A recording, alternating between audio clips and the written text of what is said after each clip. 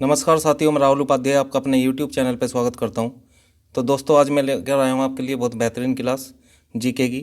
और ये आपका जो सब्जेक्ट होगा भारत के भूगोल से। आप देख पा रहे हो इसमें जो है ये प्रैक्टिस सेट हमने एक रखा है।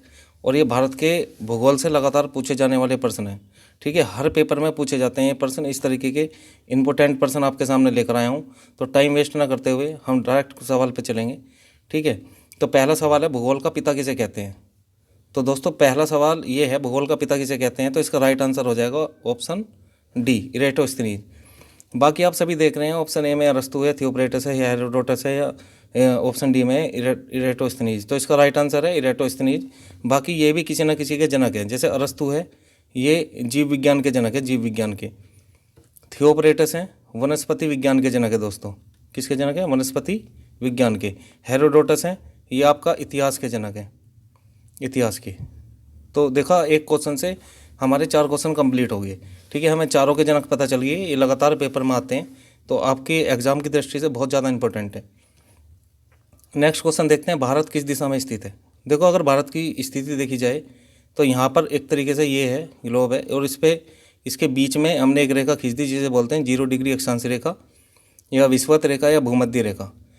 अब इसने पूरे गोले को 2 भागों में बांट दिया। उत्तर वाले गोले को बोलेंगे उत्तरी गोलार्ध, गोलार्ध का मतलब होता है आधा गोला, और नीचे वाले को बोलेंगे हम दक्षिणी गोलार्ध।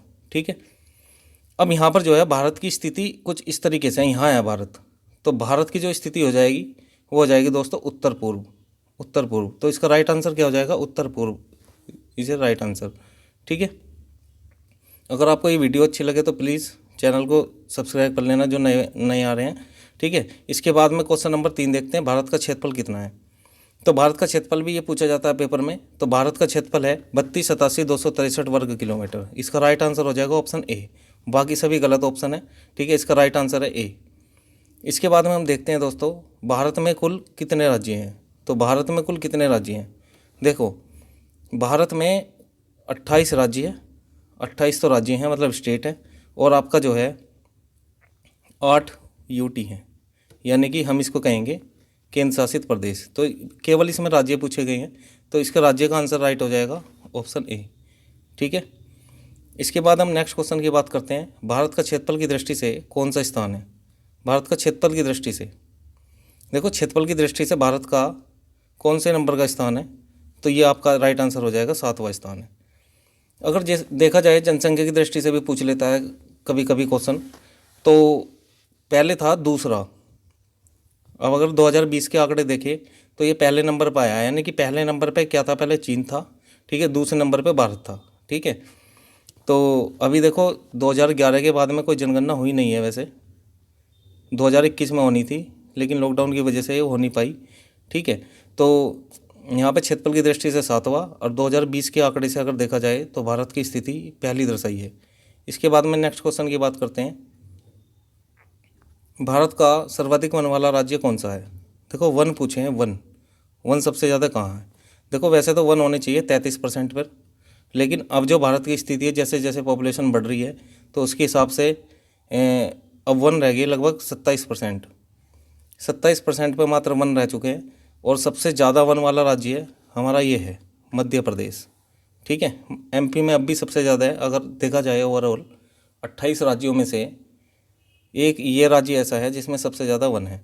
अगर आपसे दोस्तों सबसे कम भी पूछ ले, सबसे कम, तो सबसे कम हो जाएगा आपका हरियाणा। हरियाणा में सबसे कम है। ठीक है, नेक्स्ट क्वेश्चन की बात करते हैं, भारत का सर्वाधिक लिंगानुपात वाला राज्य कौन सा है। सर्वाधिक लिंगानुपात, देखो लिंगानुपात किसे कहते हैं, यहाँ पर ये देख रहे हैं सेक्स रेशो के कितना है किस राज्य का। तो ये राज्य का पूछा है इन्होंने। तो इसमें देखते हैं 1000 पुरुषों पे महिलाओं की संख्या, उसे बोलते हैं लिंगानुपात। तो 1000 पुरुषों पे महिलाओं की संख्या कितनी है। तो ये पूछना चाह रहा है 1000 पुरुषों पे महिलाओं की संख्या किस राज्य में ज़्यादा है, किस में कम है। तो यहाँ पर इसका राइट आंसर हो जाएगा, सबसे ज़्यादा पूछा है तो सबसे ज़्यादा हो जाएगा दोस्तों केरल। इसका राइट आंसर क्या होगा? केरल। केरल में सबसे ज़्यादा लिंगानुपात है, यानी कि 1000 पुरुषों पे 1084 महिलाएँ हैं, 1084 महिलाएँ। जबकि हरियाणा का बहुत कम है, हरियाणा का लिंगानुपात सबसे कम है पूरे इसमें। ठीक, नेक्स्ट क्वेश्चन की बात करते हैं, और क्वेश्चन नंबर 8 है, भारत में सर्वाधिक साक्षरता किस राज्य की है? सर्वाधिक साक्षरता वाले यानी कि पढ़े लिखे लोग, साक्षर मतलब जिसे अक्षर का ज्ञान हो उसे बोलते हैं दोस्तों साक्षर। ठीक है, सबसे ज़्यादा पढ़े लिखे लोग किस राज्य में हैं? तो हरियाणा में है, उत्तर प्रदेश में है, केरल में है, आंध्र प्रदेश में है। तो इसका राइट आंसर हो जाएगा केरल। देखो साक्षरता में भी और लिंगानुपात में भी केरल सबसे ज़्यादा है, सबसे ज़्यादा साक्षरता इसी में ही है।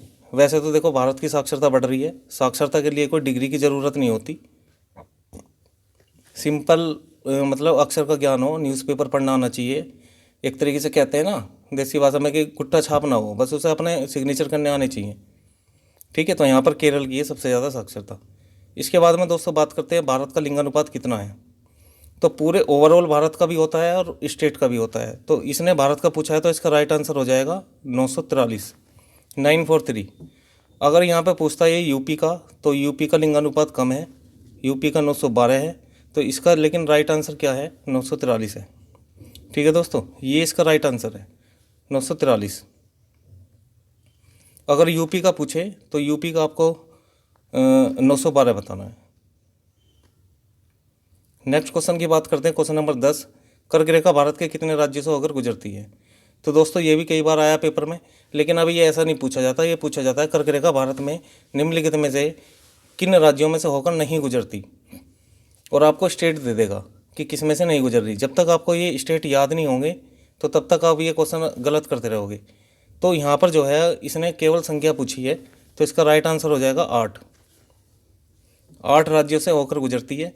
अब वे स्टेट कौन कौन से हैं वो जरूर देख लेते हैं कि स्टेट कौन कौन से हैं, क्योंकि यहाँ से सवाल बनता है। देखो ये मैं आपके सामने लेकर आया हूँ, कर्क रेखा भारत के 8 राज्यों से होकर गुजरती है, और इसकी ट्रिक है मित्र पर गमछा झाड़, ताकि आपको पूरे 8 के 8 राज्य याद हो सकें। तो देखो मी से क्या है? मिजोरम है, त्रै से त्रिपुरा, पै से पश्चिम बंगाल, राजस्थान, गुजरात, मध्य प्रदेश, छत्तीसगढ़, और ये लास्ट वाला हो जाएगा झारखंड। तो ये 8 राज्य हैं, इनमें से 3 ऑप्शन देकर एक चौथा अलग दे देगा। तो आपसे ये पूछेगा किसमें नहीं है, नहीं जिस उसमें आ जाए तो इनसे अलग जो भी राज्य होगा वो उसका आंसर होगा। ठीक है दोस्तों, नेक्स्ट क्वेश्चन की बात करते हैं, भारत के पूर्व में कौन सा राज्य है? पूर्व में इसने पूछा है, पूर्व में कौन सा राज्य है? तो देखो भारत जो है मतलब 4 दिशाएं आप देख रहे हो, ये एक उत्तर है, और आपका ये दक्षिण है, और ये आपका पूर्व है, और ये आपका पश्चिम है। ठीक है, तो उत्तर में क्या है? पहले जम्मू कश्मीर था, लेकिन अब ये यूटी बना है ना, जम्मू कश्मीर को यूटी बना दिया, लद्दाख को यूटी बना दिया। और दक्षिण में आपका यह आपको पता है तमिलनाडु है, यहाँ पर आपका अरुणाचल प्रदेश है, और यहाँ पर है आपका गुजरात है, गुजरात। ठीक है, तो बस आपसे यही पूछा है कि भारत का पूर्वी राज्य कौन सा है, तो पूर्वी राज्य यहाँ पर इसका आंसर हो जाएगा option A is the right answer, Arunachal Pradesh. ठीक है, अब मैं इसके बारे में थोड़ा सा मैप से बता देता हूँ। तो भारत का नक्शा लेकर आए हैं हम, और जिसमें तुम देख रहे हो, अगर आप इसे देखोगे मोटा मोटा आपको दिखाई दे रहा होगा, तो सबसे ऊपर वाला ये जो है, ये यहाँ पर जो है ये लद्दाख है सबसे ऊपर की तरफ, और सबसे नीचे यहाँ पर तमिलनाडु है, तमिलनाडु है। देखो ये चेन्नई लिखा हुआ है। ठीक है, इसके बाद में ये वाला जो है, जो ग्रीन कलर से आपको दिखाई दे रहा है, ये अरुणाचल प्रदेश है सबसे पूर्व, और ये जो पिंक लाइन में दिखाई दे रहा है आपको, ये गुजरात है। ठीक है, तो यहाँ एक तरीके से अगर आप इंडियन ज्योग्राफी पढ़ रहे हैं तो आपको जो है 28 के 28 राज्यों की जानकारी होनी चाहिए कि कौन सा राज्य है किस उसमें है। अगर आप मैप लगाएंगे और उसे डेली देखेंगे तो उससे जो है आपको काफ़ी बेनिफिट मिलेगा। देखो एक तरीके से अगर हम किसी भी चीज़ का रिवीजन करते हैं तो एकदम तो कोई चीज़ याद नहीं होती, अगर हमारे सामने है तो उस पर नज़र पड़ी जाती है कि भाई कौन सा कहाँ राज्य है, इसकी लोकेशन हमें थोड़ा सा अंदाज़ा हो जाता है। ठीक है, तो मैप से भी बहुत काफ़ी हेल्प मिलती है हमको। इसके बाद में नेक्स्ट क्वेश्चन देखते हैं, भारत का सबसे उत्तरी बिंदु कौन सा है? अब यहाँ पर इन्होंने बिंदु की बात करी है, बिंदु का मतलब होता है दोस्तों पॉइंट, पॉइंट। तो यहाँ पर जो है अगर ऐसा देखा जाए तो उत्तर में है, उत्तर में इंदिरा कोल, इंदिरा कोल। तो इसमें बस उत्तर का ही पूछा है, तो इसका राइट आंसर हो जाएगा ऑप्शन बी। ये जो है इंदिरा पॉइंट, ये दक्षिण का है, ये दक्षिण का है। वालांगू जो है अरुणाचल प्रदेश में, ये पूर्व का है क्योंकि पूर्वी राज्य है। और सर क्रीक ये गुजरात का है, या राजहर क्रीक भी बोलते हैं इसको हम। ठीक है, तो ये गुजरात का है। तो ये चारों के चारों बिंदु बहुत इंपॉर्टेंट है जो पेपर में लगातार पूछे जाते हैं। तो एक क्वेश्चन से हमारे इस तरीके से 4 क्वेश्चन कंप्लीट हो रहे हैं। इसके बाद में नेक्स्ट क्वेश्चन की बात करते हैं, भारत की उत्तर से दक्षिण तक की लंबाई कितनी है। अब देखो यहाँ पर ये पूछता है उत्तर से दक्षिण तक की लंबाई, तो ये उत्तर है और ये दक्षिण है और ये आपका फिर से पूरब है और ये आपका पश्चिम है। तो ये कह रहा है उत्तर से दक्षिण तक की लंबाई बताओ। तो दोस्तों उत्तर से दक्षिण तक की लंबाई है 3214 किलोमीटर। अगर हम पूरब से पश्चिम की लगाए तो ये हो जाएगी आपकी 2933 किलोमीटर। ठीक है, तो इसका राइट आंसर क्या हो जाएगा, इसका राइट आंसर हो जाएगा 3214 kilometre. Option A is the right answer.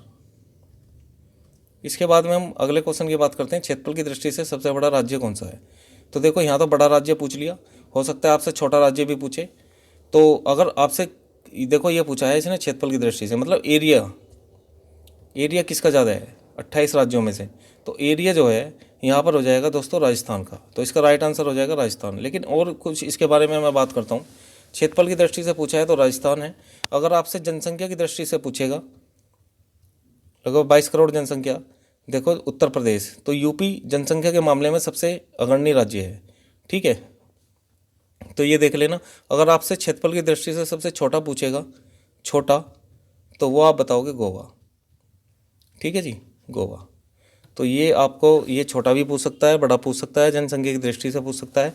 तो तीनों ही क्वेश्चन आपको ध्यान रखने हैं। नेक्स्ट क्वेश्चन की बात करते हैं, भारत का मानक समय कहाँ से लिया गया है। देखो भारत का मानक समय एक तरीके से जो भारत है इस यहाँ स्थित है।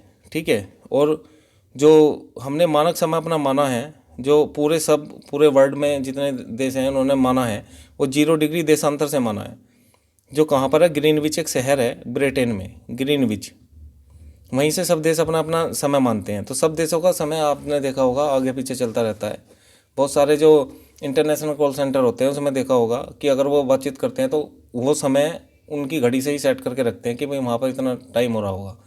तो यहाँ पर ये भारत के पूछ रहे हैं कि भारत, अगर देखा जाए भारत की जो स्थिति है इस 0 डिग्री देशांतर रेखा से भारत 5.5 घंटे आगे है, 5.5 घंटे। ठीक है, तो हमने और फिर अगर हम यहाँ से गुजरात से लेकर अरुणाचल प्रदेश तक देखें तो यहाँ भी 2 घंटे का समय का अंतर आ रहा है। तो हमने देखा कि भाई पूरे देश में हर एक स्टेट में समय एक होना चाहिए, तो एक की वजह से हमने एक देशांतर रेखा मानी जो है 82.5 डिग्री देशांतर रेखा, 82.5 डिग्री देशांतर रेखा। और ये कहाँ पर खींची गई है, यानी कि कहाँ से हमने अपना मानक समय माना है, तो इलाहाबाद के नैनी से माना है। ऑप्शन ए इसका राइट आंसर हो जाएगा। तो ठीक है दोस्तों, ये मैं 15 क्वेश्चन आपके सामने लेकर आया था जो लगातार पेपर में पूछे जाते हैं। इस तरीके की प्रैक्टिस हमारी ये चलती रहेगी, है ना। ज्योग्राफी से ये देखो कितने मतलब बेहतरीन सवाल जो लगातार ही पेपर में पूछे जाते हैं। तो उम्मीद है कि आपको ये वीडियो अच्छी लगी होगी। अगर अच्छी लगी है तो प्लीज़ लाइक करें, और जो नए आए हैं हमारे चैनल पे वो चैनल को सब्सक्राइब कर लें, क्योंकि इस तरीके की वीडियो आपको मिलती रहेगी। और एक चीज़ और है कि अगर ये आपको PDF चाहिए तो PDF आपको टेलीग्राम ग्रुप में मिल जाएगी। तो टेलीग्राम ग्रुप जिस चैनल में, मतलब जिस नाम से मेरा चैनल है टारगेट विद राहुल उपाध्याय, इसी नाम से आप सर्च करेंगे तो टेलीग्राम मिल जाएगा, उसे आप ज्वाइन कर लो। ठीक है, तो ये PDF आपको मिल जाएगी, एग्ज़ाम में बहुत हेल्पफुल रहेगी। तो ठीक है दोस्तों, आज इतना ही, मिलते हैं नेक्स्ट वीडियो में। धन्यवाद, जय हिंद।